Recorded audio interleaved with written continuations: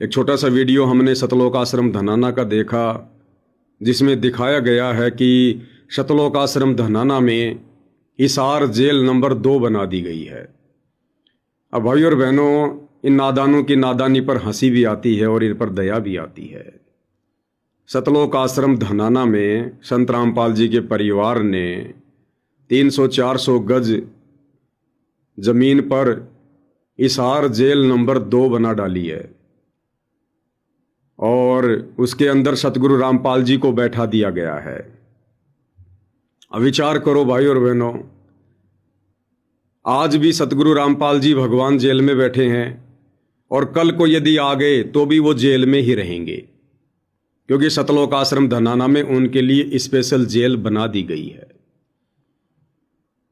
और वे मंदबुद्धि नादान भगत भाई बहन जो सैकड़ों हजारों किलोमीटर से चलकर सतलोक आश्रम धनाना में आते हैं, वो आते किस लिए हैं? आना चाहिए ज्ञान समझने के लिए, ज्ञान सुनने के लिए, साध संगति के लिए, परमेश्वर की महिमा के लिए। लेकिन वो नादान भगत भाई बहन क्या करते हैं? मोबाइल हाथ में लेकर प्रदर्शनी देखने लग जाते हैं, कबीर जी का झोपड़ा देखने लग जाते हैं, लहर तारा कुआं वो जो बना रखा है सतलोक आश्रम धनाना में, लहर तारा तालाब, उसको देखने लग जाते हैं। एक जुलाहों का कुआं बना रखा है, उसको देखने लग जाते हैं। और तरह तरह की मनोरंजन की चीज़ें बना रखी है, वो देखने लग जाते हैं। और दास ने एक वीडियो में देखा कि सतलोक आश्रम धनाना में जो जेल बना रखी है, जिस जेल में सतगुरु रामपाल जी को बैठा दिया गया है, भगत भाई बहन वहाँ सेल्फियाँ ले रहे हैं। उनको आनंद आ रहा है, उनको मज़ा आ रहा है कि बहुत अच्छा हुआ जो गुरुजी जेल में बैठे हैं। हम गुरुजी के यूं खड़े होके सेल्फियाँ ले रहे हैं, फिर दिखाएंगे लोगों को, देखो हमने गुरुजी के साथ में सेल्फी ली, गुरुजी हमारे पीछे जेल में बैठे हुए थे। आने वाले लोग वहां क्या देखेंगे? अरे पूरी दुनिया को पता है, पूरे हरियाणा को पता है कि वर्तमान में संत रामपाल जी कहाँ बैठे हुए हैं। फिर उनका और ज्यादा मजाक क्यों बनाया जा रहा है आश्रम में जेल बनाकर? पहले से ही आप लोगों ने इन आश्रमों को कबाड़ खाना बना रखा है। हॉस्पिटल आपने इन आश्रमों में खोल दिए, आंखों के दांतों के कैंप इन आश्रमों में लगाए जाते हैं, तरह तरह के टाइम पास के साधन आपने इन आश्रमों में सेट कर रखे हैं। अब बची कुची कसर एक जेल बनाकर भी निकाल दी। तो भाई और बहनों, क्या करेंगे सतगुरु रामपाल जी सतलोक आश्रम धनाना में आकर? उन्हें तो रहना जेल में है, आज भी जेल में बैठे हैं, कल को आ गए तो भी उस जेल में बैठना है। अभी फिलहाल संत रामपाल जी के धनाना धाम में पहुंचा हूं, जहां पे जेल बनाई गई है। एक बार फिर मैं आपको दिखा दूं, जेल बनाई गई है जनाब। अब इसका कारण और मामला समझ नहीं आ रहा। हर जगह ये चर्चा है कि धनाना धाम में संत रामपाल महाराज के यहाँ फिर एक बार जेल बनाई गई है। क्या फिर आप सब समझ रहे हैं ना जो मैं कहना चाह रहा हूँ? जेल बनाई गई। अब जेल का मतलब क्या है? हजारों लोग पहुंचे और यहाँ पर जेल बनाने का मतलब क्या है? देख लो, ये देख लो। आज फिर जो है ना वो सारा दूर तक भरा पड़ा, नीचे वो सारा दिखा दो। और जेल बनाने का क्या मतलब है? यहाँ पे जेल बनाई गई है, हिसार की केंद्रीय कारागार 2 से नाम दिया गया है। मतलब समझ नहीं आ रहा। वो सामने तो भीड़ नजर आ रही है जी, ये देखो, ये देखो, ये देखो, ये देखो, केंद्रीय कारागार 2 हिसार, यहाँ ये फिलहाल जेल बनाई गई। इसका मतलब क्या है मेरी समझ नहीं आ रहा, लेकिन फिलहाल अभी जो है आपको लाइव दिखा देता हूँ। हाँ जी भाई साहब, आप यहाँ कैसे? जी, मैं संत रामपाल जी महाराज जी का शिष्य हूँ और मैं गुड़गांव से हूँ। शिष्य है मेरे भाई। यार ये जेल बना दी तुमने यहाँ पे, फिर लोग ढकने वाले होगा, क्या मामला है? जेल जुल क्यों बना दी? जी, जो सच्चा परमात्मा होता है उसको कोई जेल में बंद नहीं कर सकता। अरे जेल में बंद है, सारे देश को पता है। कहाँ है रामपाल जी? कहाँ है? सतलोक में। रामपाल जी कहाँ है? जेल में है जेल में। जी, ये बात सत्य है कि संत रामपाल जी महाराज जी जेल में है। लेकिन संतों का जेल में गए, जेल में गए क्यों है? मुझे ये बता सकते हो क्या? जेल में क्यों गए? मुझे बताओ। अरे आपने यहाँ भी जेल बना दी, देख लो सामने, खुद कह रहे हो आप जेल में। उनके ऊपर कुछ झूठे आरोप लगाए गए थे, जो कि हाई कोर्ट ने बहुत सारे एक्सेप्ट कर लिए हैं कि झूठे आरोप थे, और धीरे धीरे सारे आरोप हट गए हैं, सिर्फ एक आरोप रह गया है। और अगर हम बात करें कि संत रामपाल जी महाराज जी जेल में है, हरियाणा और पंजाब में बहुत सारे बाढ़ आए हुए थे। संत रामपाल जी महाराज जी ने जेल में बैठे बैठे जितने भी पाइप लगे, जितने भी मोटर लगे। छोटे भाई नहीं, मैं पूछ रहा हूँ एक संत का जेल में काम क्या है जनाब? जेल में कोई बता पाएगा? भाई साहब संत ये जेल में क्यों गए, क्यों जेल में डाल दिया? सारे सर आपने खुद ही जेल में डाल दिया जनाब। अच्छे आदमी के पीछे जो है तो दुश्मन तो लगा ही रहता है। हाँ। तो ऐसे ही परमात्मा के पीछे दुश्मन लगा हुआ है तो अच्छा। उनको अरे एक और बता दो यार, ये क्या याद दिलाना चाहते हो? करोथा कांड आपने दिखा दिया, बरवाड़ा कांड आपने दिया, इससे याद क्या दिलाना चाहते हो यार आप? यार मुझे समझ नहीं आ रहा, ये करोथा कांड, बरवाड़ा कांड, ये क्या याद दिलाना चाहते हो इससे? लेकिन चलो केस की बात रही, केस थे तो यार मैंने 2 ईंट तोड़ी थी, मेरे पे केस हो गया। केस का कुछ नहीं है, केस हुआ क्यों, ऐसा क्या करा कि आज आपको यहाँ पे जेल बनानी पड़ी? ये मामला क्या है भाई साहब, कुछ समझा पाओगे मुझे? लेकिन एक सवाल फिर खड़ा हो गया, भाई ये लोग क्या सिर्फ और सिर्फ संत रामपाल की रिहाई के लिए सब कुछ कर रहे थे? ये बड़ा सवाल है, इस सवाल का जवाब चाहिए तो दूसरी वीडियो देख लेना। क्या ये लोग सिर्फ संत रामपाल की रिहाई के लिए ये सब कुछ कर रहे थे क्या? बड़ा सवाल है मेरा, क्योंकि अब क्या कर रहे हैं, अब कहां गए, काफी दिन से नजर नहीं आया। अगर इस सवाल का जवाब सुनना है तो फिर नेक्स्ट पार्ट जरूर देख लीजिएगा। तो भाई और बहनों, इन नादानों की नादानी पर तो मुझे लगता है ऊपर देवलोक में बैठे देवता भी हंस रहे होंगे कि परम संत मिलने के बावजूद भी देखो कैसे कैसे घटिया हरकतें कर रहे हैं।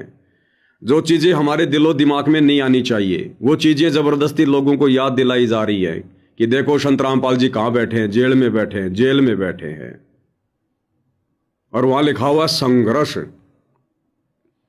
अरे वही बात है भाई और बहनों, अब परमात्मा कहते हैं जिसकी जितनी बुद्धि उतना ही समाए, उसका बुरा मत मानियो अधिक कहां से लाए।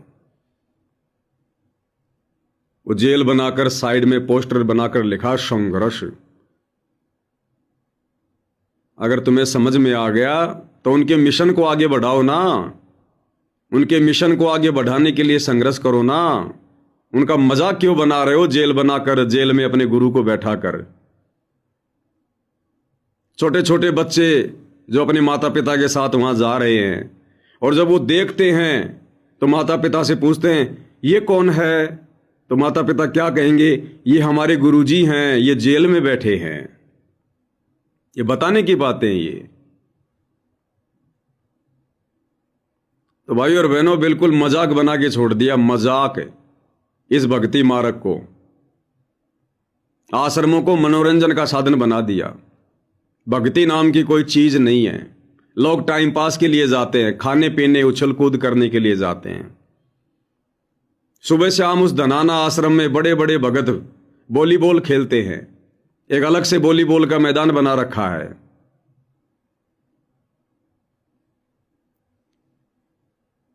आप और हमारे ऊपर दया हुई पूज्य गुरुदेव भगवान की, जो परमात्मा ने हमें बचा लिया इन काल के अड्डों पर जाने से। परमात्मा ने हमारे घर को ही सतलोक आश्रम बनवा दिया। आज हम ज्ञान को आधार बनाकर उनकी भक्ति कर पा रहे हैं। तो भाई और बहनों, क्या करेंगे गुरुदेव भगवान बाहर आकर? उन्हें तो जेल में ही रहना है। उनको पता है कि अब तो आश्रम भी जेल बना दी गई है, तो क्या करूंगा आश्रम में जाकर, उससे अच्छा तो इसी जेल में बैठा हूं जब रहना ही जेल में है। तो यानी काल आए दिन नई नई बकवाद इन लोगों के दिलो दिमाग में बढ़ता रहता है, और जैसे इनका मन इनको कहता है, कमांड देता है, उसी हिसाब से ये लोग चलते रहते हैं। अनुपदेशी लोगों की इतनी भीड़ कर दी गई है इन आश्रमों में, जबरदस्ती लोगों को बुलाया जाता है, न्योता दे दे के, निमंत्रण दे दे के, और बकवाद करते हैं वो लोग, निरी बकवाद करते हैं वहां पर। उनका उठना बैठना चलना बकवादियों की तरह होता है। नाम दीक्षा ली नहीं, और ऐसे बटेऊ बन के आते हैं उन आश्रमों में, बटेऊ बन के। क्या सीखेगा भगत समाज? अरे जो बेचारे भगत सैकड़ों किलोमीटर से चलकर आते हैं, उन आश्रमों में जाते हैं, वो क्या सीखेंगे उन जगत वालों को देखकर, उनकी हरकतों को देखकर, उनके पहनावे को देखकर? टाइट शर्ट, जींस, चश्मे चुश्मे लगा के लोग आ रहे हैं, घूम रहे हैं, सेल्फियां ले रहे हैं। क्या सीखेगा भगत समाज? ऐसे लोगों की तो वहां पर एंट्री भी नहीं होनी चाहिए, अगर वास्तव में वो आश्रम सतगुरु रामपाल जी के हैं। तो अगर पता चल जाए कि इस व्यक्ति ने टाइट कपड़े पहन रखे हैं, जींस पहन रखी है, उस व्यक्ति की आश्रम में एंट्री भी नहीं होनी चाहिए।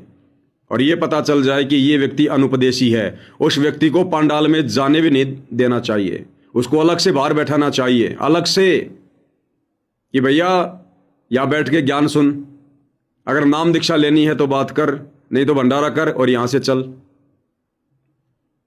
लेकिन बेचारे जो भगत हैं जो वहां जाकर दान करते हैं, ज्योति का पैसा देते हैं, पाठ का पैसा देते हैं, दिन रात गधे की तरह सेवा करते हैं, उनकी वहां कोई वैल्यू नहीं है, कोई इज्जत नहीं है उनकी। और वो जगत वाले बकवादी राजनीतिज्ञ लोग, सारा दिन बकवाद करने वाले, भक्ति के निकट भी नहीं है, उन लोगों को वहां पर बटेऊ की तरह इज्जत दी जाती है, सम्मान दिया जाता है, उनको शॉल भेंट किया जाता है, उनको स्पेशल जगहों पर बैठाया जाता है। तो भाई और बहनों, ये पूरी तरह से काल के अड्डे हैं, भक्ति और भगवान का वहां पर अंश भी नहीं है। तो आप और हमारे ऊपर गुरुदेव ने कैसी रजा बख्शी है, हमें सारी वस्तु स्थिति से परमात्मा ने परिचित करवा दिया है साथ संगति के माध्यम से। आज हम नीर खीर का निबेरा करने में सक्षम हो पाए हैं और हम निसंदेह होकर घर बैठकर और हर मर्यादा को निभाकर पूज्य गुरुदेव भगवान की भक्ति कर पा रहे हैं।